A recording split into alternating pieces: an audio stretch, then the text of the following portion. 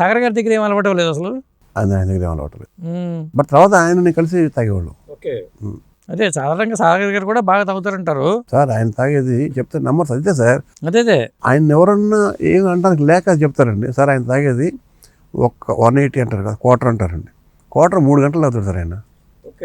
ఒక తోలటం కానీ తూడి ఒకటి మాట అంటాం కానీ ఎవరిని ఏముండదు. అదే ఆ వయసులో ఆయనకి కొంచెం చాలా సింపుల్ సిటీ కదండి సాగర్ గారు. Very simple city. బండి మీద స్కూటర్ మీద వెళ్ళిపోతూ ఉంటారు. మాకు అది బాగా అలవాటైంది ఆయన దగ్గర. ఇప్పుడు నేను కానీ వినయాన్ని కానీ సీన్ కానీ కార్ లేదంటే ఏదో ఆటో ఉందా లేదా నడుచుకుంటూ వెళ్ళిపోతూ ఉంటాం. అది ఆయన దగ్గర ఆ సింపుల్ సిటీ అలవాటు చేసుకున్నాం సార్. ఇంటికి టైంకి భోజనానికి వచ్చిన టైంకి ఎవరన్నా భోజనానికి వస్తే భోజనం పెట్టకుండా పంపించడు సాగర్ గారు. ఆయన దగ్గర ఉన్నా లేకపోయినా ఏదైనా అడ్జస్ట్ చేసుకుని సరే అందరూ కడుపు నింపిన తర్వాత పంపిస్తాడు సార్. అలాంటి నేర్చుకున్నాం సార్. కాబట్టి ఇప్పుడు ఎందుకు అందరూ చెప్తానండి, ఈ తాగుబోతు, ఈ డ్రింకరు, ఆల్కహాలిక్ ఆ మాట చాలా పెద్ద పెద్ద పదాలు. అవునా కదా సార్? పెద్ద పెద్ద సరస్వతి తిప్పుతున్నారు సార్, అది తాగలేదండి. పెద్ద పెద్ద హీరోలు ఉన్నారు సార్, తాగట్లేదండి. కొంతమంది మార్నింగ్ 5 o'clock వరకు తాగేవాడు ఉన్నారు. అంటే డ్రగ్స్ వచ్చాక తాగుడు అనేది చిన్నదైపోయిందండి. భగవంతుడి వల్ల అర్థం కాలేదు. కనీసం అదేమంటారు ఇప్పుడు ఖైదీలు ఉంటాయి కదండి, జరదా, పాను, అట్లా కూడా నాకు అలవాట్లేదు. మా అమ్మ 2 గాజులు అని చెప్పి వస్తుంది కదా. అవునవును. బట్ ఫ్రాంక్లీ నేను ఎప్పుడు కూడా ఇప్పుడు నా 8వ సినిమా, ఏ సినిమాకి smoking injurious and causes to cancer అని ఎప్పుడు నేను వాయిస్ ఓవర్ ఇవ్వలేదు. నేను ఇవ్వను కూడా.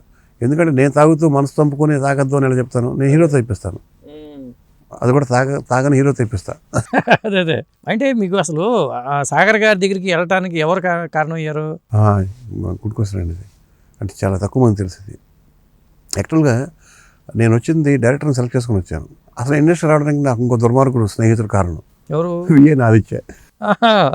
ప్రియమైన స్నేహితుడు, అది ప్రియమైన శత్రువు అంటాను నేను. నన్ను ఇంటికి తీసుకొచ్చాడు.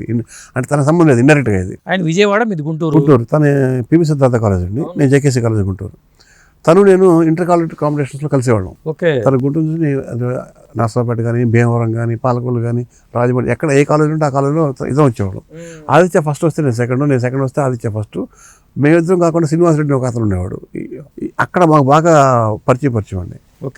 ఒకరోజు చేరల ఒకరోజు కనపడకుండా పోయాడు. నెక్స్ట్ ఇయర్ ఆదిత్య రావట్లేదు ఏంటి అని అడిగాను నేను. ఆదిత్య వస్తే మజా ఉంటుంది, ఫైట్ బాగుంటుంది. అయితే తను ఏంటంటే భాష చాలా చక్కని పండితుడు కదండి.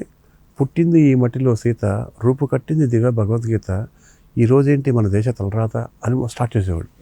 ఒరే మనమేమో పక్క మాసు పడిపోయిన మార్కులు పడిపోతున్నాయి ఇక్కడ. నేను స్టార్ట్ చేసేవాడిని. ఆదిత్య గారి లాగా అందంగా మాట్లాడలేము, ఉన్నదన్నట్టు మాట్లాడతానండి, భావం అర్థం చేసుకోండి, నాకు భాష రాదు అని మాట్లాడేవాడిని. నేను కూడా కొట్టేవాడిని. First కొట్టేవాడిని, second కొట్టేవాడిని. అలా ఆదిత్య నాకు ఆదర్శం. ఆదిత్య నెక్స్ట్ ఇయర్ కనపడలేదు కాలేజ్ కాంపిటీషన్స్లో. ఏంటి ఆదిత్య ఎక్కడికి పోయాడు అంటే సినిమా ఇండస్ట్రీకి వెళ్ళాడు. ఏ సినిమా అంటే భైరవ దీపం అంటే బాలకృష్ణ. బాలకృష్ణ గారి సినిమాకి అసిస్టెంట్రా? అవును, సంగీత శ్రీనివాసరావు గారు డైరెక్టరు అన్నారు. బలంగా నడిపోయాను సార్. నేను కూడా ఫిల్మ్ ఇండస్ట్రీకి వెళ్ళాల్సిందే. 1994 ఎగ్జామ్ రాశాను సార్. అదే రోజు సికింద్రాబాద్ వచ్చాను ట్రైన్ ఎక్కేసి. ఇప్పుడు నా గోల్ ఏంటి చెప్పాను, ఒప్పుకోలే సార్. మాది పెద్ద ఊరు సార్, నాకు ఆల్మోస్ట్ 90% చుట్టరేఖ ఉంటుంది. మా పెద్ద తాతగారు కరుణ ఊరికి, వెంకటనారాయణ గారికి తమ్మ అన్నయ్య అవుతాడు. ఊరంతా నాకు గారాబంగా పెంచారు నన్ను. 3 అమ్మమ్మలు 3 తాతలు అండి. సంపన్న కుటుంబం అంటే మిడిల్ క్లాస్. ఒకప్పుడు 105 ఎకరాలు ఉండేది. అది ఎప్పుడో జమానా, అంటే పొగతోట అంటారు కదండి. అది అయితే ఎప్పుడు ఏ రోజు డబ్బు కొదలేదండి. మీద మా రైస్ మిల్, మా తాతయ్య గారు రైస్ మిల్లు, మా నాన్నగారు రైస్ మిల్ చేశారు, మా మేనమామలు రైస్ మిల్లు.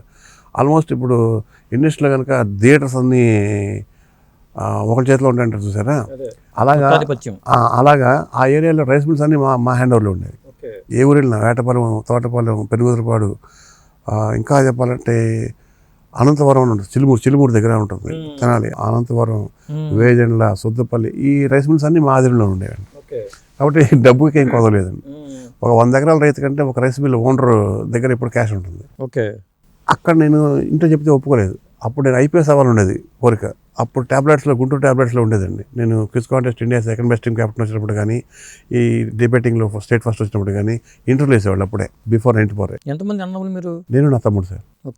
నా తమ్ముడు శ్రీధర్, నేను రవి. తను ఏం చేస్తారు? తను రియల్ ఎస్టేట్, తను బాగా సెటిల్ అయ్యాడు రియల్ ఎస్టేట్. ఇక్కడ మియాపూర్లో ఉంటారు.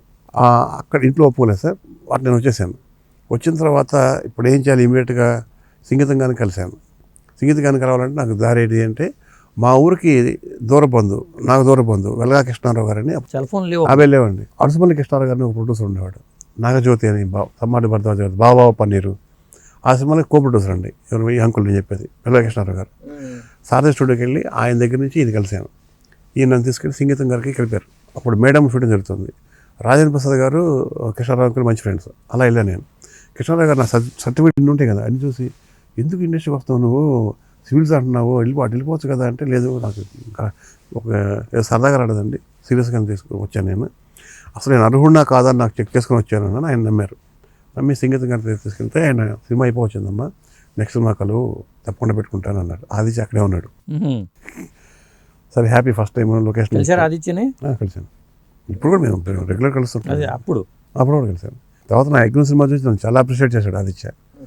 ఓకే సార్, అక్కడి నుంచి నేను సంగీతం గారు గ్యాప్ పెట్టారు కదా, తర్వాత కలుద్దామని ఏం చేయాలి, ముందు బండి నడవాలి కదా. కుక్కటిపల్లిలో ఒక స్కూల్ టీచర్గా జాయిన్ అయ్యాను సార్. స్కూల్ టీచర్గా జాయిన్ అయ్యాను. 4 నెలల్లో ఆ స్కూల్కి ఇన్ఛార్జ్ ప్రిన్సిపల్ అయ్యాను. అక్కడ బాగానే ఉంది. బట్ అక్కడి నుంచి 10th క్లాస్ పిల్లల దగ్గర సైకిల్ తీసుకొని డైలీ ఫిల్మ్ రౌండ్ కొడతా ఉండేవాడిని. ట్యూషన్స్ చెప్పేవాడిని. ఈవినింగ్ వరకు 6:30 వరకు ట్యూషన్స్ చెప్పేవాడిని. ట్యూషన్స్ చెప్పి మళ్ళీ సైకిల్ వేసుకొని ఫిల్మ్ దాకా వచ్చేవాడిని. ఒక్కొక్కసారి ఆస్పెస్టాస్ తెలుసుకోవాలండి. ఇప్పుడు మాధవరం కృష్ణారావు ఎమ్మెల్యే, ఆయన బజాజ్ చేతక మీద వచ్చేవాడిని. ఆయన దగ్గర బండి తీసుకొని వచ్చేవాడిని, ఇక్కడ దాకా వచ్చేవాడిని. ఒకసారి నడుచుకుంటూ వచ్చేవాడిని. అలాగా ఒకరోజు స్కూల్కి ఫోన్ చేశారు కృష్ణారావు అంకుల్, వెలగా కృష్ణారావు గారు. ఇట్లా సాగర్ డైరెక్టర్ ఉంటాడు, శరత్ గారిని ల్యాబ్లో ఉంటారు, ఆయన కళ్ళు నీకు చెప్తాడు అన్నాడు. ప్రసాద్ ల్యాబ్లో ఇప్పుడు శరత్ గారు ఉండేవాడు, మీకు ఐడియా ఉండి ఉంటుంది. శరత్ గారు ల్యాబ్ శరత్ అంటారు, ఇప్పుడు ఆర్టిస్ట్ కూడా చేస్తాను. ఆయన దగ్గరికి వెళ్తే ఆయన సాగర్ అని ఉంటాడు డైరెక్టర్, వెళ్ళి ఆయన కలు, ఆయన చెప్పాను నేను అన్నారు. పవన్ విహార్ గెస్ట్ హౌస్ ఇక్కడ జూబ్లీహిల్స్ అండి, నాదెండ్ల భాస్కర్ గారు ఇల్లు దాటిన తర్వాత ఉంటుంది. అక్కడికి వచ్చాను. సాగర్ అంటే ఎవరు పెద్ద ముసలాయనేమో అనుకున్నా. మంచి గిర్రాల జుట్టుతోటి సిగరెట్ కొడుతూ ఇలా కూర్చోన్నాడు. ఆయన డైరెక్టర్ గారు అన్నారు. నమస్కారం సార్, నా పేరు రవి అండి, ఇట్లా ప్రసాద్ ల్యాబ్ శరత్ గారు చెప్పారు కదా. అరే బండా, రేపు నుంచి జాయిన్ అవ్వమన్నా, ఈ అబ్బాయిని చూసుకో, నువ్వు ఆయన ఫాలో అవ్వు అని కోఆర్డినేటర్ చూపించాడు. మా ఉదయ్ భాస్కర్ అని. ఓకే. ఆ తర్వాత నా ఆట ఆడిన సినిమాకి ఉదయ్ భాస్కర్ అనే కోఆర్డినేటర్. నేను అప్రెంటిస్ ఆయన దగ్గర ఉన్నాను. సరే మరుసటి రోజు ఓపెనింగ్కి వెళ్ళానండి. అక్కడ ఓపెనింగ్ రోజు వినయ్ పరిచయం. వినయ్ క్లాప్ దగ్గరికి వచ్చాడు, సీనియర్ అసోసియేట్. అక్కడి నుంచి ఇలా అయింది. అలా సాగర్ గారి దగ్గర జాయిన్ అవ్వడానికి కారణం కృష్ణారావు అంకుల్. సాగర్ గారి దగ్గర నుంచి బయటకు ఇంకా రాకూడదు అనే కారణం సాగర్ గారే. ఎందుకని మాకు అసలు వెళ్ళాలనిపించలేదు. మా పండగ వచ్చిన ఆయన దగ్గరే, పబ్బు వచ్చిన ఆయన దగ్గరే, అన్నీ ఆయన దగ్గరే. ఒక ఇంట్లో ఫ్యామిలీ మెంబర్స్ లాగా వాళ్ళకంటే వాళ్ళ పిల్లల్ని ఎలా చూశాడు, మమ్మల్ని ఎలా చూశాడు. మేము మర్చిపోయాం, బయట ప్రపంచం మర్చిపోయాము.